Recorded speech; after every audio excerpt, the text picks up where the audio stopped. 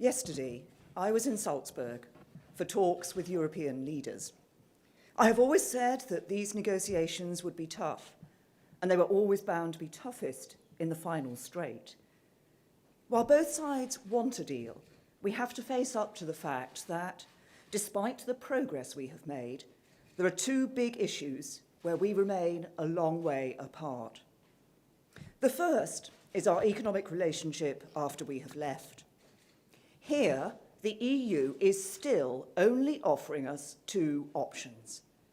The first option would involve the UK staying in the European Economic Area and a customs union with the EU. In plain English, this would mean we'd still have to abide by all the EU rules. Uncontrolled immigration from the EU would continue, and we couldn't do trade deals we want with other countries.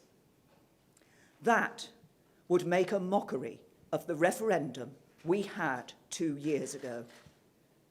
The second option would be a basic free trade agreement for Great Britain that would introduce checks at the Great Britain-EU border.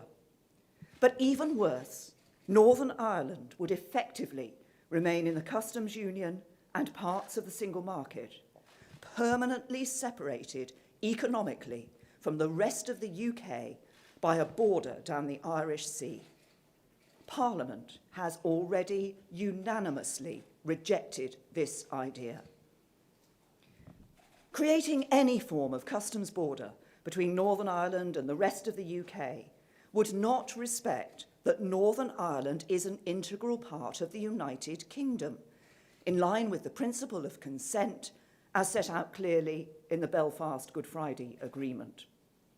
It is something I will never agree to. Indeed, in my judgment, it is something no British Prime Minister would ever agree to. If the EU believe I will, they are making a fundamental mistake. Anything which fails to respect the referendum or which effectively divides our country in two would be a bad deal. And I have always said, no deal is better than a bad deal. But I have also been clear that the best outcome is for the UK to leave with a deal.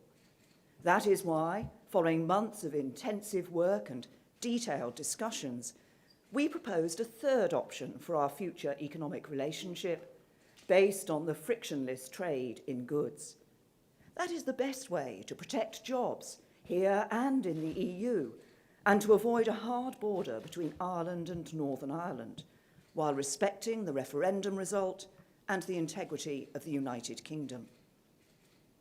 Yesterday, Donald Tusk said our proposals would undermine the single market. He didn't explain how in any detail or make any counter-proposal. So we are at an impasse. The second issue is connected to the first. We both agree that the withdrawal agreement needs to include a backstop to ensure that if there's a delay in implementing our new relationship, there still won't be a hard border between Ireland and Northern Ireland. But the EU is proposing to achieve this by effectively keeping Northern Ireland in the customs union.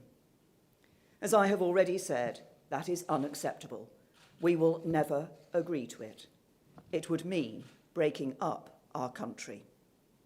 We will set out our alternative that preserves the integrity of the UK, and it will be in line with the commitments we made back in December, including the commitment that no new regulatory barriers should be created between Northern Ireland and the rest of the UK unless the Northern Ireland Executive and Assembly agree. As I told EU leaders, neither side should demand the unacceptable of the other. We cannot accept anything that threatens the integrity of our union, just as they cannot accept anything that threatens the integrity of theirs. We cannot accept anything that does not respect the result of the referendum, just as they cannot accept anything that is not in the interests of their citizens. Throughout this process, I have treated the EU with nothing but respect. The UK expects the same. A good relationship at the end of this process depends on it. At this late stage in the negotiations, it is not acceptable to simply reject the other side's proposals without a detailed explanation and counter-proposals. So we now need to hear from the EU what the real issues are and what their alternative is, so that we can discuss them. Until we do, we cannot make progress. In the meantime, we must and will continue the work of preparing ourselves for no deal. In particular, I want to clarify our approach to two issues. First, there are over 3 million EU citizens living in the UK who will be understandably worried about what the outcome of yesterday's summit means for their future. I want to be clear with you that even in the event of no deal, your rights will be protected. You are our friends, our neighbours, our colleagues. We want you to stay.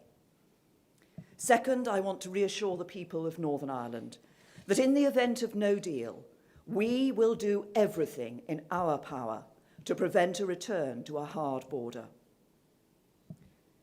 Let me also say this. The referendum was the largest democratic exercise this country has ever undergone. To deny its legitimacy or frustrate its result threatens public trust in our democracy.